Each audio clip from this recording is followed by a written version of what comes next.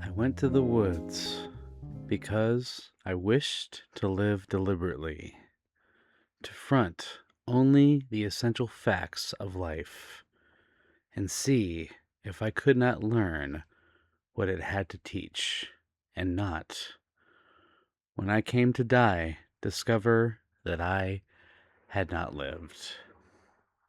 Henry David Thoreau.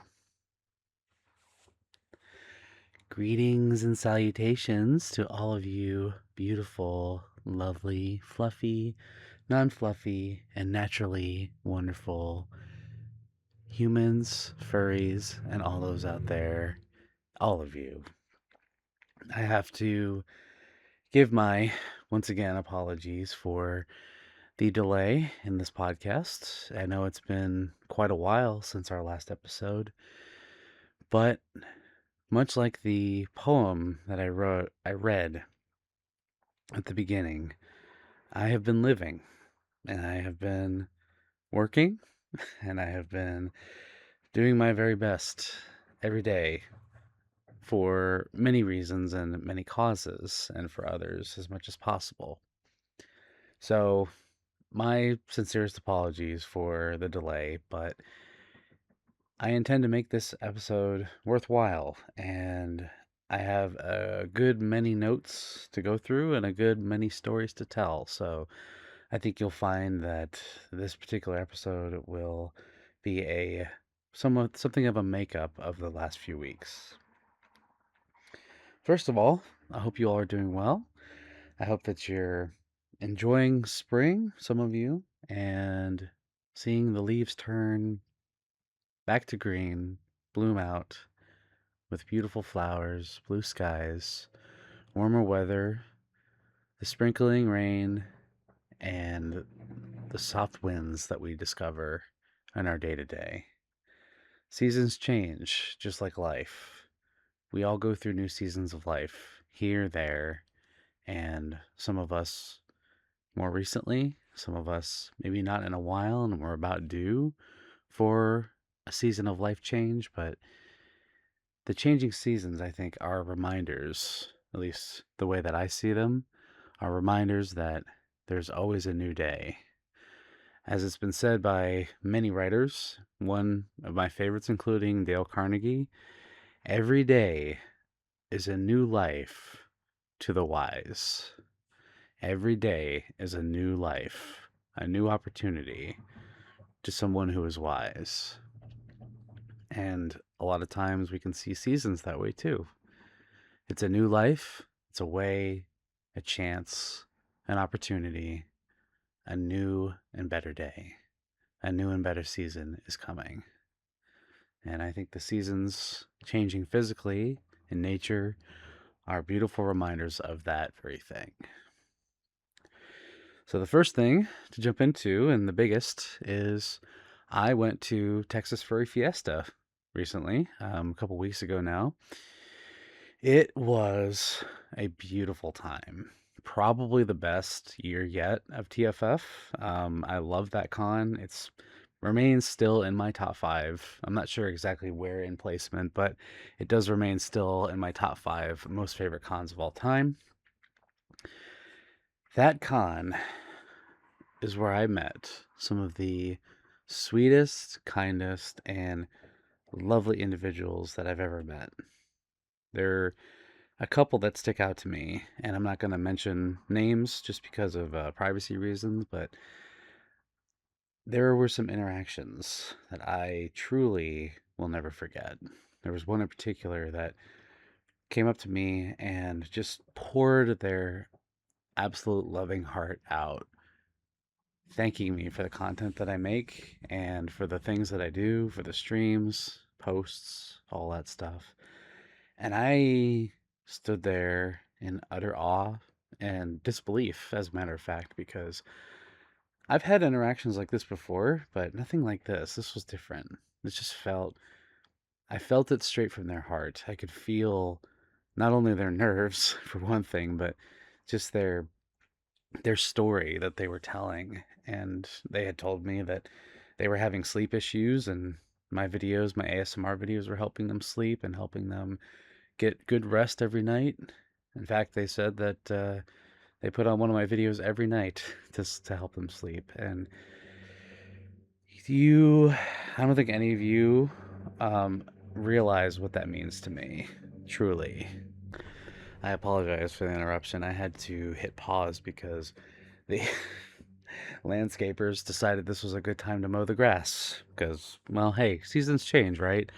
You got to take care of the landscape, right? So, I apologize if this is a bit intermittent or choppy because of the lawnmowers outside, but we're gonna do our best here. Okay, so yeah, this individual continued on to say how much the videos meant to them and like the support and love that they felt from the content produced. And um, I have to say, like, being on that side of it, because I've been in the position before where I've met some people that I really look up to, admire, you know, and just like it never ceases to amaze me the feeling that I get from being on this side of it and having someone say those things to me and feel those feelings that I feel whenever I meet someone that I really admire, It just I don't think I'll ever get used to it. I'm gonna be honest. It's just so foreign to me. Um, and I certainly never want to take it for granted because who am I? I'm just a guy on the internet. I'm just a kitty fox. I dress up as a big fluffy red bean, I make videos, I do this podcast, I do streams and whatnot, and I just think like I've talked about this before, like what kind of an impact am I really making? But it's moments like that that I realize that there is something there, and I'm not entirely sure what it is. Um, and I'm doing my best to um, not take it for granted and just continue to be grateful and be humbled entirely by those conversations as much as possible. But I just want all of you to know that whenever I meet one of you and you say those nice, kind words and beautiful things to me, it really does mean the most. And I never know how to thank you enough for it. There were a number of interactions during TFF that I had that were just absolutely beautiful in that same caliber, and I can't begin to thank you all for that. Like seriously, how much that means. And I'm I'm honestly grateful to have met you as well. Like truly, like you don't know really. And this con just for some reason hit different in that way. So thank you all for your kind words, your hugs, your pictures, your sweetness, and just everything that you've provided this past con. Um, and for pouring your heart out, because those are the moments that I truly cherish. Those will always be the biggest highlights of any con for me, truly. And I'm going to continue to keep doing what I do for your sake, not mine, but for your sake. Um, but loud neighbors. Um, a couple things that happened during the con. Not only is the TFF video officially uploaded, which I will link in the description down below if you want to check that out. The con video is officially uploaded, so feel free to check that out. A couple of funny things that did happen during the con. First of all, I just want to get this out of the way. Once again, elevator con. The elevators were not great this year. It was similar to the what you just heard there. They should have been that speedy, but they were not. So one of the particular elevator rides going back up from dinner, I think it was on Saturday, was about an hour and a half wait, something like that. So Not a fan. Now I get it, like hotel maintenance and staff and all that stuff. I have to give a huge shout out to the staff for doing their best and to get people like, lobbied in and out and, make sure that everybody was in there safely, getting priority for fursuiters and, accessibility, individuals who need that. And, huge shout out to them for doing the best that they could because watching that line and seeing the frustrated people and the staff and how they were handling it, I could tell that there was stress, like a lot of stress happening. So I just want to really appreciate TFF staff for taking charge in that because of the situation of broken down elevators, crowded elevators, and then some. So other than that, that is out of the way. Other than Elevator Con, it was, it was still a good time. Um, So, one of the things that did happen, speaking of elevators, was I was on the elevator. I was in fursuit, and I was coming down, I believe, from my room, or I was going up. I can't remember, but um, there were a lot of crowds naturally with elevators, and uh, one of the um, individuals who squeezed in to get to their floor, we were already packed to the brim with people, right? To get down. And again, I'm in full fursuit, so you got to mind I'm, fully fluffed up right now. And there was an individual, I don't fault them at all for this, but they had one of those really long, scaly tails. You know what I'm talking about? It has like the physical scales on it. So it swung around, it kind of curved up and then down and then it swung, right? And as they were turning around to hit my floor, uh, let me rephrase. As they were turning around to hit their floor after they got on, they swung around so violently that their tail, their beautiful scaled tail, knocked me right in the sack. Yeah, I got tapped and it hurt. So, as this individual, again, I don't blame them. They didn't see it, they didn't feel it. I didn't say anything. I just was kind of like, ugh. That was the noise I made. It was as they were getting on, hitting their floor, and they turned around a little too quick, and then the tail just went whap right in my nuts. So, ow. And the little noise that you heard, that's kind of the noise I made. So I just kind of kept it to myself. And rode the elevator down and got off on the lobby floor like nothing happened. No damage, no lasting effects. Just it hurt for about 10 minutes or 15, and I was good. But scaly tails are no joke. So yeah. Other than that, um, there a couple of other funny moments here. Um, there was it was on the last day of TFF. There was a particular incident, and the last day being Monday, I should mention. As we were leaving, me and my roomie were leaving to go to the airport. Um, we had to take 2 trips because we had a lot of luggage. So we packed up the car halfway, then we were heading back to the elevator from the parking garage, and these I see these individuals get off the elevator to the parking garage, and I see a fursuit head that's kind of like rumbling on top of their cart luggage. So they have a cart and they're pulling their luggage, and there's a fursuit head sitting on top of the luggage. So they're kind of just they're wagon wheeling it, right? They're wagoning it behind them, and they don't see they have their back turned, so they're pulling the wagon. They don't see the fursuit head is like slowly vibrating, and I'm like maybe 5 feet away from them trying to get on the elevator after they left off. And I see the fursuit head and I see the writing on the wall. It was like, the visions, the Einstein visions of calculations was starting to show up in front of my face, and I saw tragedy about to strike. So they keep going. I'm getting closer. I'm walking kind of adjacent to them, and then I see it happen. Fursuit head starts to tumble to the ground, and what do? Dad reflexes. I sprinted and I almost dove, and I caught that fursuit head before it hit the ground.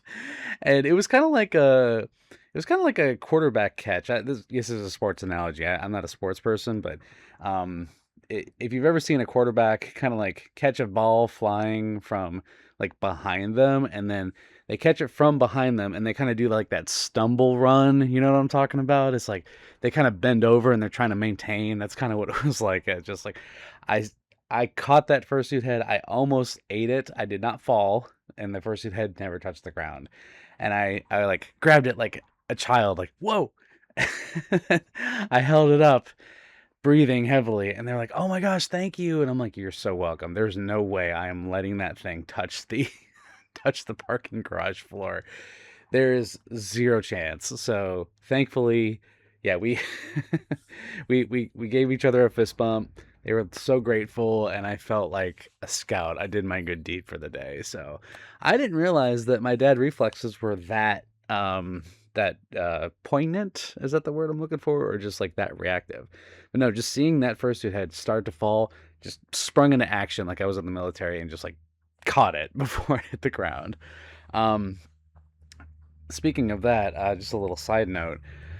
Um, One of the things that my friends, my friends and my mom particularly, when we're riding in the car together and I'm driving, right? So if uh, if I'm driving and I have someone in the front seat next to me, whether it's a friend or my mom, and it's happened to, I would say like maybe 3 or 4 different individuals, I've done this, right? Um, when when you get to a red light, specifically in the USA, when you get to a red light, it turns yellow first, as many traffic lights do. I don't know why I'm explaining what a traffic light is to you, but um, when it gets to when you get to the traffic light, it goes from green to yellow to red. So, yellow being caution or slow down, and then red, right? So you have a choice when it comes to that yellow light. You can either book it through, which my father usually does, or you can hit the brakes and slow down to a stop.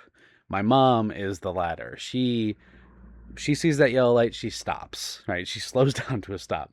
And there have been times when I was a child growing up where she would hit the yellow light would hit, and then she would just like slam on the brakes, basically almost slam on the brakes to hit that red light, right?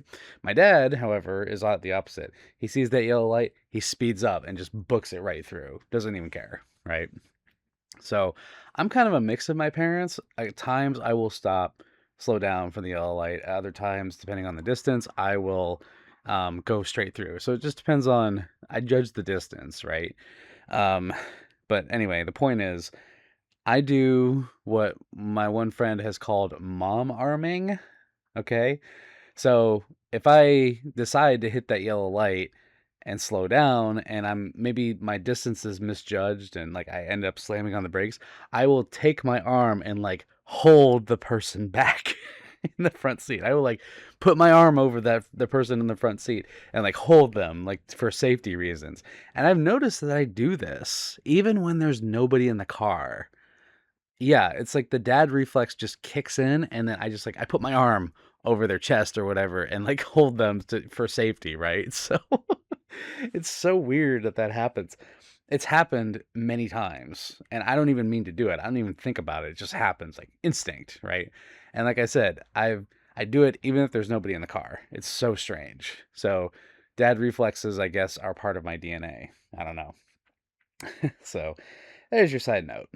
Um, Anyway, back to TFF. Um, one of the one of the funny things, or the more fun things that happened was we spent about 2 hours the last day, meaning Sunday, the last night of TFF, and we were all laying on the floor in like a perfect line. All these fursuiters were just laying on the floor in a perfect line. It looked like an Evil Knievel stunt, just like one fursuiter after another, shoulder to shoulder, touching, laying on the floor on our backs, just like chilling. And we stayed there for like 2 hours. We did not move. So that's in the video too, by the way, if you want to check it out. Um, so other than that, speaking of funny occurrences, my lovely smart brain got to the airport to go home. Getting there wasn't too bad. Getting to Texas wasn't too bad, but getting back home was interesting because uh, something happened simultaneously in the airport in Dallas when I was returning home. Um, I swear I did not pack anything more other than one t-shirt to go back home. So I don't know how my bag got to be 3 pounds heavier than when I came down versus when I left, right? I packed my bag and I made sure it was under 50 pounds. Now, if those of you who have never flown before, specifically in the USA, 50 pounds, or I should say over 50 pounds, with any airline, they will charge you extra, right? And I don't need that. I don't need to spend that other $100 for another pound. It's just not worth it, right? So I weighed my bag before we left. It was 46 pounds, 46.8 as a matter of fact. And I'm like, okay, I'm good. Under 50 pounds, they're not going to charge me. Awesome. So bag goes in, heading down to Dallas, no problem. Coming back, somehow my bag got to be 51 pounds. And I'm not sure how. I don't remember packing anything differently or from my carry-on to another or anything like that other than one t-shirt and like little things like stickers, but the stickers are weightless, right? So I don't know. I don't understand what happened, right? I have no idea. But no, maybe their scale was unzeroed or something like that. Like there was no tear on them or something. Sorry, had to pause again because the lawnmower came by again. So this is going to be a trend for most of the podcast, I imagine. So again, my apologies, but these guys are just doing their job on a Sunday, no less. I don't understand it. Anyway, so yeah, my bag was somehow 4 to 5 pounds heavier. I'm thinking their scales were a little whack, right? I'm thinking this is sort of a theory and not a conspiracy by any means, but I think that I have this theory that certain airlines they jank up their scales on purpose for extra to charge you extra, because I know for a fact my bag did not weigh that much when I went down. There's got to be something at play there. Like I'm convinced that airlines are purposefully like untearing their scales or they're doing something. I don't know what they're doing, but it just seems wrong, right? So, anyway, my bag is over 51 pounds. And I'm going to quote Sebastian Maniscalco here. I don't know what 2 pounds is. So I have to go take my bag to the side. I have to unzip it and I have to find any item that I can stuff into my carry-on. That's embarrassing. Now, granted, the very lovely ticket agent, very nice lady, I think her name was Flo. She was so sweet. No, her name was Sharon. That's right, Sharon, because I remember named after my aunt. She was so sweet. She was like, "Oh, honey, I'm so sorry. Your bag is over 2 pounds. Just 2 pounds over. If you want some privacy, we can take you into the back room." And I'm like, "No, no, no. No, ma'am. It's fine. I don't mind doing it right here." So I move my stuff over to the side, on the bench, right? And I unzip it, and the first thing you see is my pet suit tail, my maid outfit, a hang air fan, and flip flops, and basically some degenerate stuff, right? So I'm just like, oh boy, here we go. So thankfully, I was able to kind of assimilate both of my bags. And this is when the ticket agent, the very sweet, kind, lovely ticket agent lady, Sharon, she's amazing. She she was like, I put my bag back on the scale and it said 49 pounds. And she was like, "Oh, honey, good job. You did it." And in that moment, I was just like, I felt my phantom tail wagging when she said that. I felt like I sat there later and I was thinking, did she just call me a good boy? Like, did I just get good boyed by a ticket agent from Southwest Airlines? Because it was like the scene in The Bad Guys when Mr. Wolf gets called a good boy by the old lady, or the quote unquote old lady, if you've seen the movie.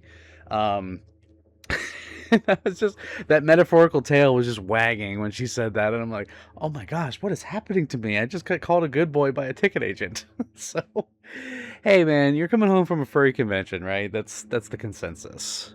Okay, so the lawnmower made another pass. And it looks, from what I can see from here, it looks like they're going down the hill, so hopefully they won't come back for a while. This is fun. All right, so this is going really well. Anyway, so yeah, I had my bad guys moment of being called a good boy. Let's be the good guys, and I was just like, oh man, even at the airport, like furry thoughts rave. Speaking of furry thoughts, one fun thing that I did during TFF was I bought a dog clicker, like one of those training clickers, and if you know, you know, right? I got it for an ASMR video and it worked pretty well, but I was like, hey, this would be kind of fun if I took it to the convention. It's like a keychain size clicker, right? So a few times throughout the con, I held it in my paw, like inside my paw, and while I was on the elevator, I just clicked it. And the heads that snapped around in the elevator that were like, what was that? Clicker? What was that? Right? Trained furries, right? And at other times, in a quiet moment with friends or even in like a little circle or something, I would click it to see what happens. Once again, another lawnmower pass. This is becoming a trend. It's bad enough that I have to deal with cars, speeding down this road. Now we have a lawnmower. Yay. I'm so sorry. Anyway, so yeah, I had a clicker and I had some fun. And knowing who's who in the room, shall we say, like separating the, shall we say, the ups from the downs. I'm not going to use the words that I know you all are thinking of, right? The T's, separating the T's from the B's, right? Right? So that was fun. You got to have a little bit of fun sometimes, right? Separating the T's from the B's, as it were, right? So, yeah, if you're ever in that situation, specifically at a furry con, see what happens. You're gonna have a great time. So, yeah, I fursuited a lot. Had some musical numbers that I got to join in on, which was really fun. Some of the panels that I went to, like the Fat Furs Meet, the Inflatables panel, those were so good, especially like every single time they've been wonderful. Um, and I saw the dance comp, which is great. Yeah, shout out to JD Puppy for being an amazing judge.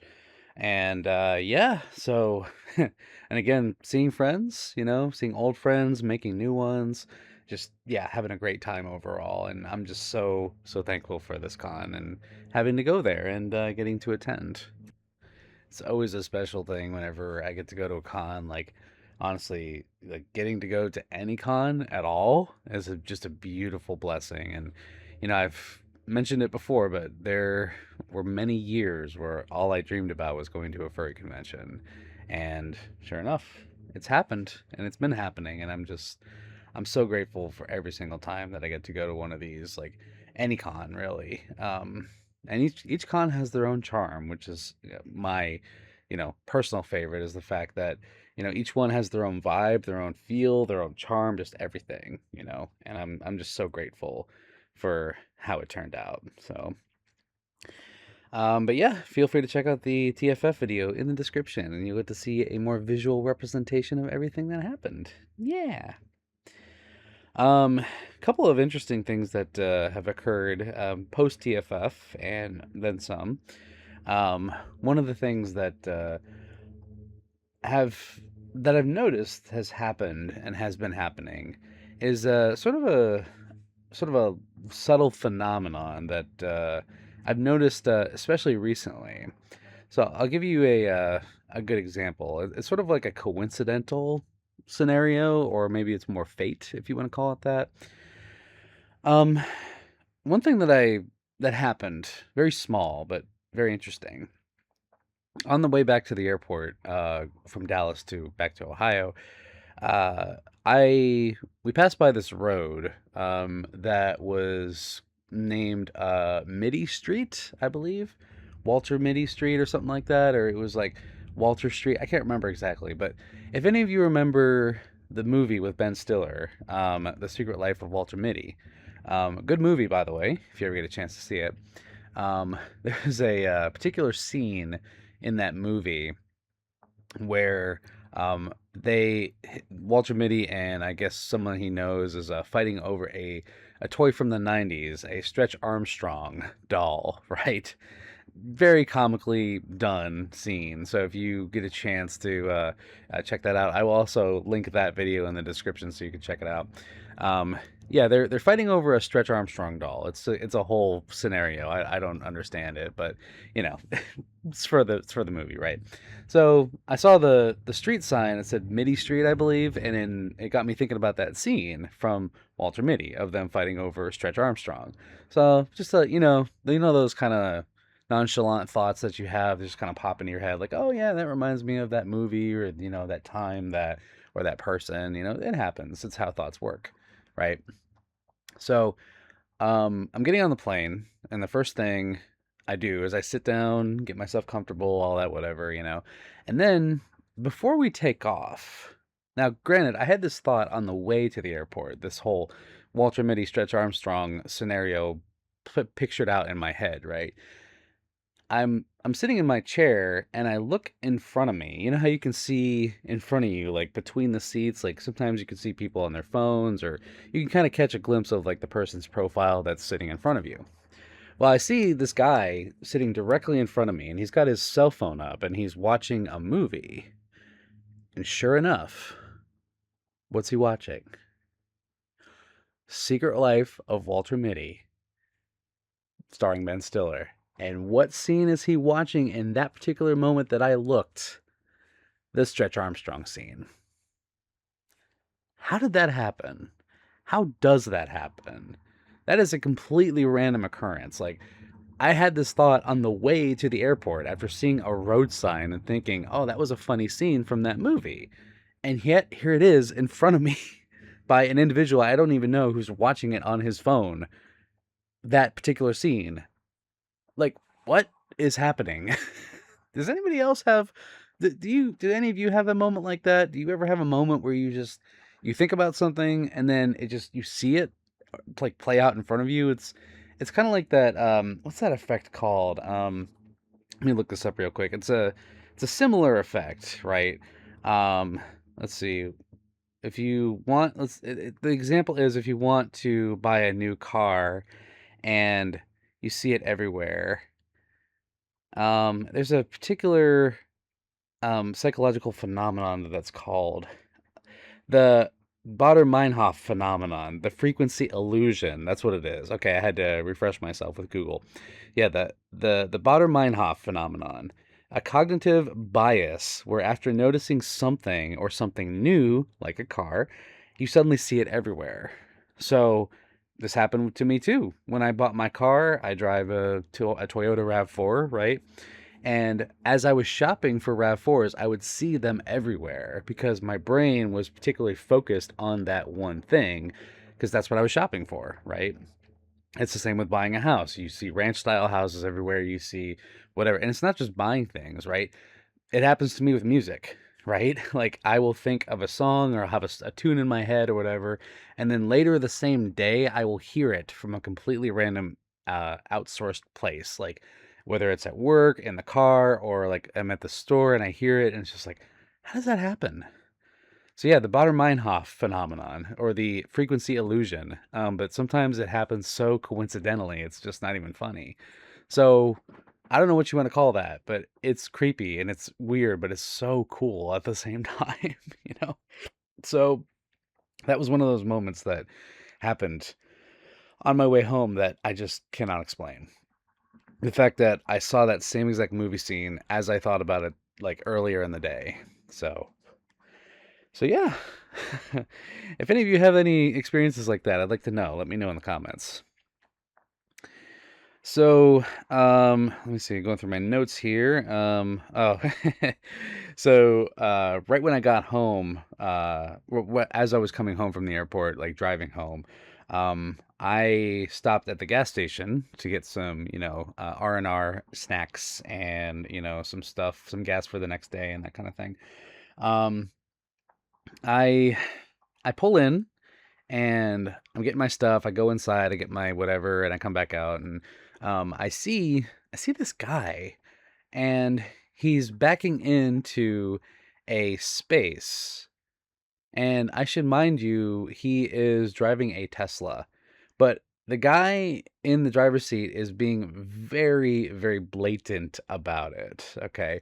I I'm trying to back out and I'm letting him back in so I don't, swerve into him. So I'm waiting to back out as he's backing in. and he's got his hands up. Like, you know how Teslas have like that whole self-parking deal thing, you know? He's got his hands up and he's looking around like, "Hey, look at me, no hands." And he's doing it deliberately, and I'm just like, dude, nobody's impressed. Okay? Nobody's impressed with your Tesla, okay? It's just like a moment like that in that you find in humanity of just someone being so, "Hey, look at me," is just like, okay, I'd rather not. So it wouldn't have mattered except for the fact that there was nobody around except for me, you know? So he's got his hands up and he's like, "Woo," and just backing up into a space. Now, maybe he just got the car and he never tested out the parking thing before and he was just trying it out and being really amazed by it. But the look on his face said something along the lines of, "Hey, this is cool, isn't it? Yeah, look at this. Oh my gosh, I can't believe it." And I was just like, okay, whatever. Nah. Nah, dude. Nope, nobody's impressed. I'm sorry. No disrespect to that man, but yeah. Yeah, I could tell exactly what he was thinking in that moment. Um, Moving on to more recent events other than TFF. My parents' anniversary was about a week ago, so happy 36 years to my parents of wedded bliss. I cannot believe they've been married 36 years. That is insane. That is completely insane. Like, that just dumbfounds me, that's dumbfounding to me. Um, yeah, like my parents, I've said it before, but my parents have been a great inspiration for me in what a relationship should look like. Now, granted, yeah, heteronormative relationship, nuclear family, okay, but they showed me something. Actually, they showed me a lot of things, but something that I really take away from their marriage in particular is individuality. My parents are a great team together. They are fantastic together. They are inseparable. They're, what a a lot of scholars and a lot of philosophical texts would call one flesh. So like being joined together as one unit, right? But they also, in a weird way, maintain their individuality. Like they are so in tune with each other that they know when it's best to leave the other person alone. I've never seen my parents had so much as a disagreement, right? Sure, they probably have fights, they probably have disagreements, they probably have tiffs like any other couple, but they're very good at not showing that to us kids, right? So my parents, like, they're to the point in their marriage where they can look at each other and know exactly what the other one is thinking. As a matter of fact, over the years of me being around them, I've noticed that a lot of times when my dad says something or my mom says something, the other one will go, "Oh my gosh, I was just thinking that," or "I was just gonna say that," or whatever, you know? Or even more creepy stuff, right? My mom will like pick up the phone and she'd be like, "Oh, I gotta call your dad, hang on." And then right before she hits his contact call, he calls her. Like the phone starts ringing and he's calling her. So they are just so intermeshed and in tune with each other. It's amazing to me. Like, if there is a match made in heaven, if you want to put the cheesy scenario on it, but if there is a perfect match of a couple anywhere that I've ever seen, it's my parents. And that's not to brag, that's just literally this is what I see every time I see them. And going back to the individuality thing, like for example, not today, sorry, yesterday when I went to see them, um they had one of those moments where after our little visit and everything, my dad just stood up and he grabbed his coffee, and my mom's like, "Oh, you going to read?" And he just kind of nods, and that was it. And she's like, "Okay," and then he goes off and to another room and he starts reading like he does. So, yeah, my parents are very in tune. They know when to be together and they know when to leave each other alone. So, you know, to be that in tune in a relationship is just absolutely staggering to me. And I can only hope that one day I find something as good as that, truly. Like, that is, they will always and will forever be the greatest example of a relationship that I will ever see. So I can only be so lucky or be so blessed to have half of what they have. And I'd be probably the happiest person, happiest fluff alive. So one day, one day, everybody, I'm thinking it'll happen. But you know, until that day comes, I'm gonna keep working on myself. Other than that, same weekend, Easter. Easter was a lot of fun. Went to Good Friday service, then Easter service, with friends and family, and that was beautiful time. Beautiful services, beautiful reminders for what Easter's all about, and of course, shout out to all the bunnies out there for, of course, gracing us with your lovely, lovely day. Um, yeah, and in addition to Easter, I do have a small story about going to Columbus at the very last minute. So, I'm about a certain amount, I'll say like a couple hours away from Columbus, Ohio, which is our state capital. And I've talked about this before, but we have what's called the Gallery Hop, aka the Fur Walk. In Columbus, where a lot of us will get together in fursuit and we'll do like a giant fursuit parade going all the way down the streets of Columbus and coming back. So, where Anthro, Ohio, my home con, is located, is where the fur walk happens. So, we'll gather up in front of the convention center, suit up, and we will walk all the way down Main Street and then turn around and come back and just make it a party. Like, big fursuit parade for all those involved and for the public to see. But this particular day was interesting because we being my friend and I, who I went to visit, um, weren't sure if it was going to happen. So I sort of made a very last minute decision to travel down there. Call it last minute if you want, but it was I wasn't entirely sure if I wanted to go at first because of mostly because of the weather, because it was going to say the forecast was saying like storms were going to happen, right? So I was like, you know what? We ball, fluff it, let's go. So I saddled up, packed up my suit, and I left and went down to Columbus. So hung out with a doggo friend for a little bit, and then we were kind of keeping an eye on the skies a little bit just to see what was going on. And we're like, okay, well, um, it might rain, it might not. Let's just head downtown, and if it starts raining, then we'll just call it and forget about the fur walk because it's probably canceled anyway, and we'll just go get food. So, okay, cool. So that sounds like a plan. So we get in the car, we go downtown, and the minute, and I mean the literal second that we got to downtown Columbus, torrential downpour, my friends. And I'm talking the kind of torrential downpour where you cannot see in front of you. Like, wipers are on full blast, cars are tailgating you. It's a bad time. Like, I can't see a bloody thing anywhere I look. Rain is terrible, right? So we look at each other and we're like, well, I guess that seals it for the fur walk. We're not gonna looks like we're not gonna have it.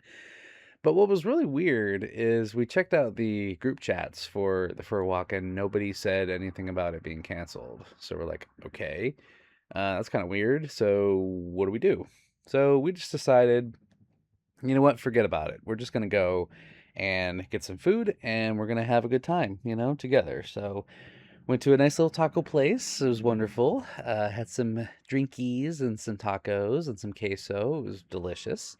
And we're sitting there eating. It's really busy. We're just chatting it up, whatever. And by then the rain had kind of let up. Like it wasn't as torrential as it was, but it was still sprinkling. That like after rain effect where it's not like pouring or like a steady rain. It's more like a sprinkle, right?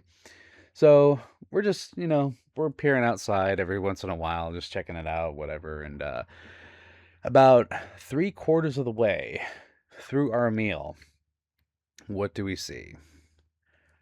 Fursuiter, fursuiter, a bunch of fursuiters, a bunch of furries, more furries, fursuiter, fursuiter, fursuiter walk by. And we slam the table and look at each other like, you've got to be kidding me.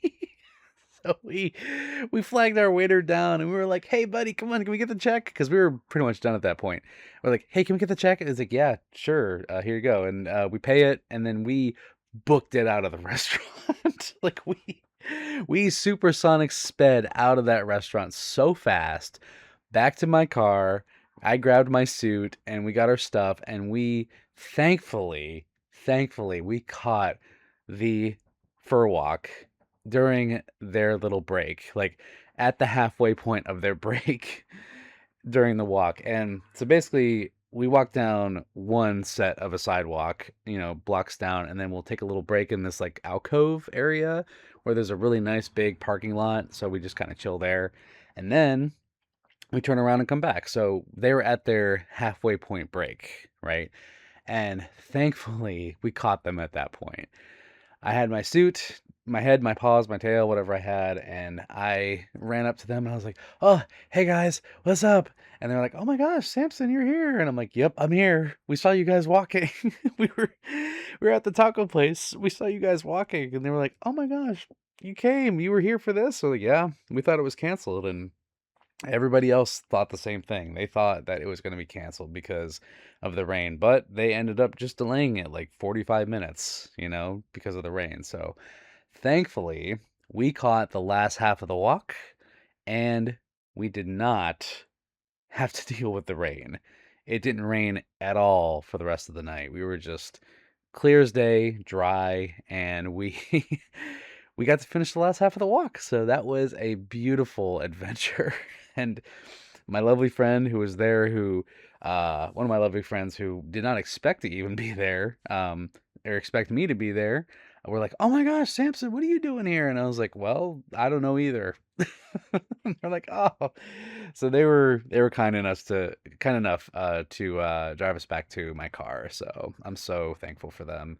Shout out to Nyla for being a real one for that. So we didn't have to walk all the way back down downtown Columbus in fursuit at night when it's dark. So really grateful for her in that regard. So that's something I'll never forget. My little Columbus trip was definitely an adventure last weekend. Um, so a couple little tidbit things that happened throughout the week. I haven't really been sleeping very much throughout the week. I'm not sure why. I've been getting probably around like 4 hours a night, and I'm gonna say it's not really stress or anxiety or anything like that. I just feel like energy. Like I feel a weird sense of energy throughout this entire week. Like I'm not even sure what to make of it, seriously. Like I've been getting very little sleep, but I've been okay energy wise. But I have to say that ended up catching up with me like very quickly. um I on Thursday night, yeah, it was Thursday night. This past week, I got home after a long day at work, and I usually after work I will take a small nap, so like a nice solid hour, half hour, power nap, as it were. There's nothing like that post work nap. It's really nice. If you don't nap after work, I highly encourage it. It's wonderful. So I thought, I got home from work and I was like, okay, well, I'll just lay down for a little bit and I'll take my little nap, right? Turned out to be a big mistake. I slept from about 6:30 p.m. at night to about 5 in the morning. I know what you're thinking. Well, Samson, why didn't you set an alarm? I usually do, and I did. I slept through both of my alarms that I had set for that afternoon, or that evening rather, because I wanted to get up and I wanted to do this podcast and other video stuff and maybe play a game, whatever. No, I slept through both of my alarms that I had set. And I ended up waking up around 5:30 in the morning, still in the same place, and I was like, "What happened?" I looked at the clock, I'm like, "This can't be right. Did I travel back in time? Because it was around 6:30 when I fell asleep." No, I slept for almost 12 hours. My body was telling me that I needed that. So, that's the price that I paid for not sleeping enough, I guess. But then again, I've talked to my therapist about this, and about sleep hygiene in particular. Um, Sometimes it's just hard to control insomnia, if you wanna call it that. I don't even know if it is insomnia, but I I don't know. Like, I don't know why I wasn't able to fall asleep or anything. I just have been, like, hopped up. I've been wired, So, maybe it's my habits, I'm not entirely sure, but again, I don't think it was due to stress and anxiety because I didn't feel any of those emotions, and maybe it's physical stress or physical anxiety, but I'm just not connecting it, but yeah, that sleep from Thursday to Friday was definitely needed. And by that point, at 5:30 in the morning, I was up and awake, and I'm like, well, what do I do now? So I I got up at 5:30 after sleeping almost 12 hours on Friday morning, and I did my dishes because I didn't know what else to do. I just was kind of killing time until I had to go to work in the next 3 hours. So I was like, all right, well, might as well do something. So I did. And ever since then, I'm back on my sleep schedule. I'm fixed. I'm back on what I should be getting. So I've been getting decent amount of hours this past weekend. So I'm thankful for that. So I don't know. It's just a weird phenomenon that's been going on with sleep in particular. Speaking of phenomenons, something did happen this past week that freaked me the crap out. Okay, not not in the subtle sense, but more in like the loud and like blunderous sense. Okay, so in my bedroom, in my place in particular, I have all my con badges sort of hung up. From every single con that I've been to over the past 5 years. They're just all hung up on the side of my dresser on a hook, right? Um, well, not even a hook. It's just like the corner of my dresser and like a stick sticking out, right? So the other night, I'm on Discord with some friends, and I'm playing Dark Souls 2 because I apparently hate my life. But no, we'll get into that. But I have my headphones on, right? And I hear what sounds like a giant thump or like a crash or something from beyond my headphones, and I'm like, "Hey," and I said to the Discord chat, I'm like, "What was that?" And they're like, "What?" I didn't hear anything. And I'm like, "I heard a sound." And they're like, "Oh, are you okay? Is everything all right?" And I'm like, "I don't know. Just give me a minute." So I muted, and then like I could hear them in my headphones, like, "Oh, Sammy, please be careful." So I check my door, it's locked. I check all the windows and points, they're all locked and closed. And yeah, I'm checking just around the place, making sure there's nobody hiding or nothing crazy. Maybe an animal got in. No, none of that. Every single one of my con badges fell to the ground. And I don't mean gracefully. I mean every single one that I had hanging up crashed to the ground. And it sounded something to the effect of a wall coming down. It was loud.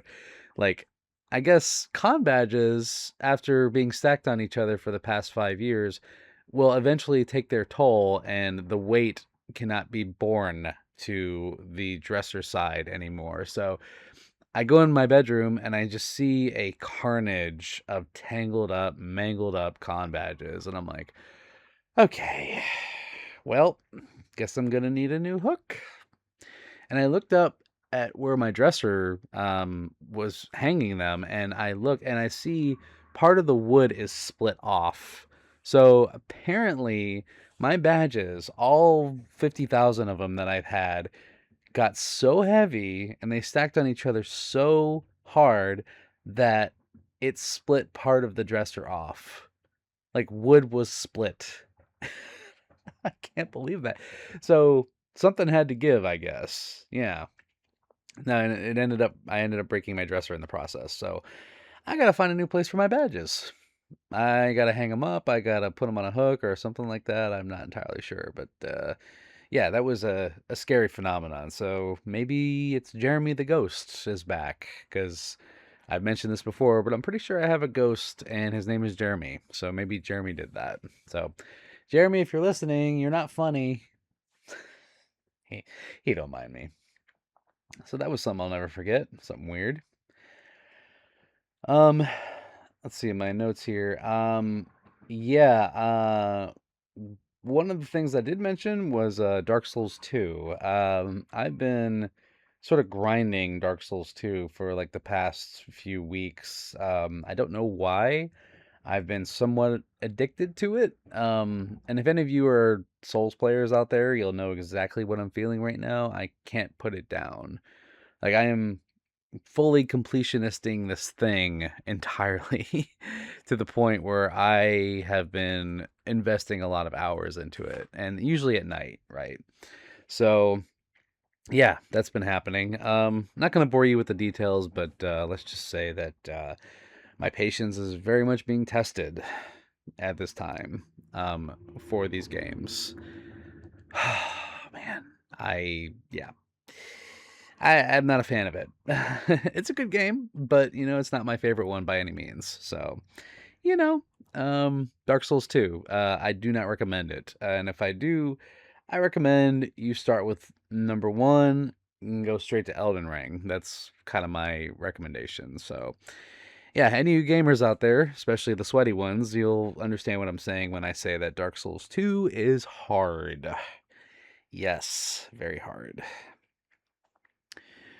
All right, so one last little story, and then I will wrap it up because we were getting up to an hour here. Yesterday we got to celebrate my mom's birthday, and technically her birthday is today, but yeah, we celebrated mom's birthday yesterday, which was a wonderful, wonderful day.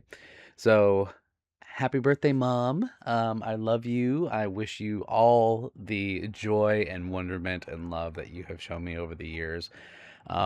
I'm just so grateful for you. And I know you'll probably never hear this, but at the chance that you do, I just want you to know that I am always grateful and thankful for you and your love and the support that you've always given me all these years. And I'm just so honored to be called your son. Like, I could not have thought or picked or considered a better mom than you. And yeah, I just want to wish you the happiest of birthdays. I'm so glad that we got to celebrate yesterday, and I'm glad that you had a wonderful day together with us, me and Dad. So, you know, to any of you out there who have birthdays on the same day, happy birthday to you as well. But yeah, Mom's birthday was wonderful. We had cake and ice cream. She got some lovely little gifts. I gave her a little music box that plays Amazing Grace, which is really cute.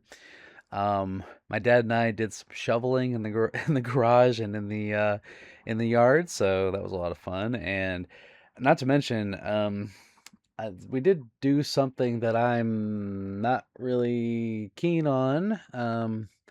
So I mentioned Tesla earlier. My okay. So my parents did something recently, and I'm not judging them. I'm just, I'm disillusioned, shall we say, by it. They opted to get Starlink. And if any of you are not familiar with Starlink, it's basically the Tesla Wi Fi or like the Elon Wi Fi, right?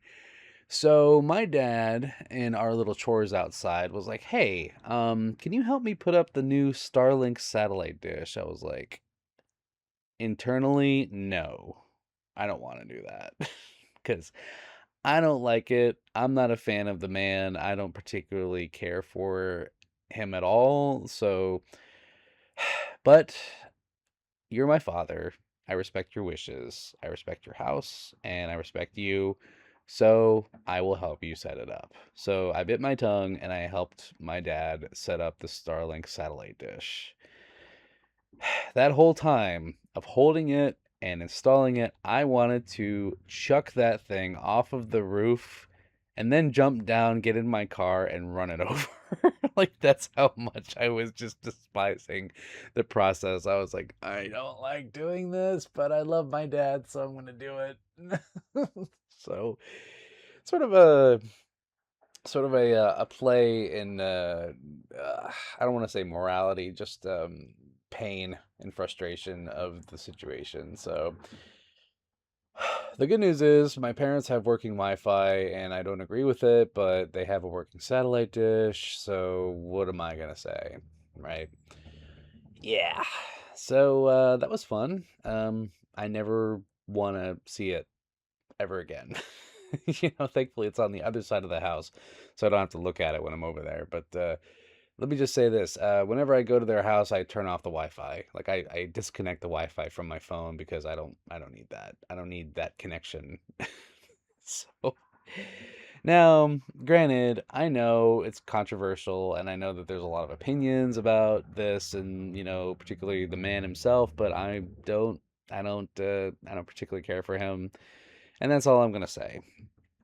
So I'm just glad that my parents have a working connection. That's all I can really ask for at their age. So I'm not going to question it.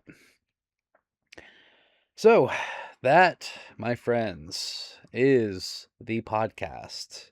Quite a bit of catching up that we've had this particular episode. I do want to thank you all for taking the time to listen and to hear, and I'm so glad that we get to do this again. And I'm glad that you're here, and I'm glad that those of you who have been looking forward to it, have asked me about it. Because I'm not gonna lie, there have been a number of inquiries from people, which I was not really, I don't want to say surprised, but I was in fact touched by the fact that a lot of you took the time to ask me, like, hey, when's the next podcast episode coming out? And I was like, oh, well, soon, and here it is. So I want to thank you for your consideration in that, and I'm really glad that we get to be back here doing this. So thank you for your care and your concern.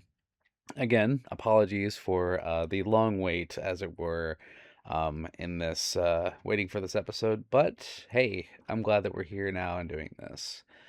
And on that note, I want to end this similarly to how it started, and that is with the phrase carpe diem, seize the day. I know how cliche that is. I know you see it everywhere, and I know that it's completely commercialized at this point.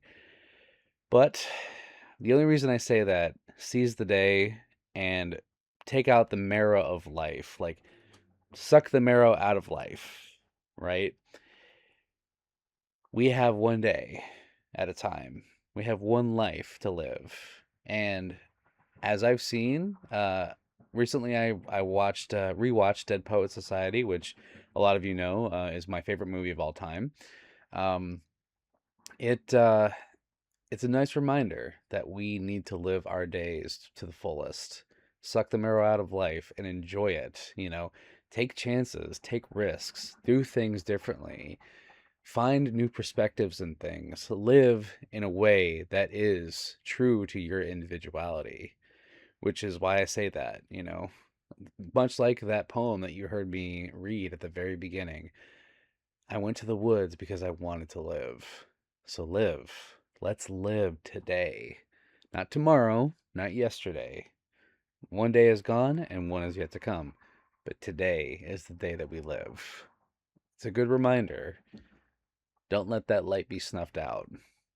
And continue in your day to day, in the tissue of every day, as Dale Carnegie would say, locking off the past and the future and being here in the moment right now. Let's do that and let's seize it and let's grab a hold of it because our days are numbered. Memento mori, remember your own mortality. We are all mortal. We are all finite on this earth. So let's make the days and the time that we have matter and count as much as possible. And on that note, friends, I want to thank you again for your love.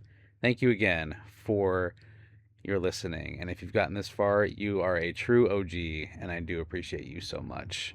Like, seriously, you have no idea. And I continue to say this every time, but, the fact that I get to do this, and not the fact that I have to, but the fact that I get to do this is an absolute privilege, and it's an honor. Getting to entertain you on these platforms and here talking to you as, excuse me, talking to you in, personally as an individual. It really does mean a lot. And I cannot begin to thank you enough for the opportunity that you have given me and the support that you continue to give on all these platforms, And that being said, similar to the poem that we read and Carpe Diem, remember the Latin phrase, sic Parvis Magna, greatness from small beginnings. Remember where you started, where you came from, and your origins. Don't forget that you are on a journey, and there is greatness in every step, whether you find it or whether you create it, or whether someone creates it for you. And with that, remember those who brought you up and who continue to stand by you today. Be sure to let them know that you love them and that you care about them, because you never know what tomorrow will bring. And with that too, always remember to be you and be yourself. You are an individual, and you can think for yourself. There is no one like you now. There will never be anyone like you, and there never has been anyone like you. So be unequivocally, unapologetically, and unwaveringly you, because everyone else is taken. There's only one you. Only you can do the things the way that you can, and no one can ever tell you otherwise. What you can and can't do, or who you can and can't be, that is your decision. So until next time, my friends, this is Samson Kitty Fox. Thank you again for listening. Thank you for all your love and support, and thank you for this opportunity. And I will see you in the next episode. Bye-bye. Bye. Meow meow.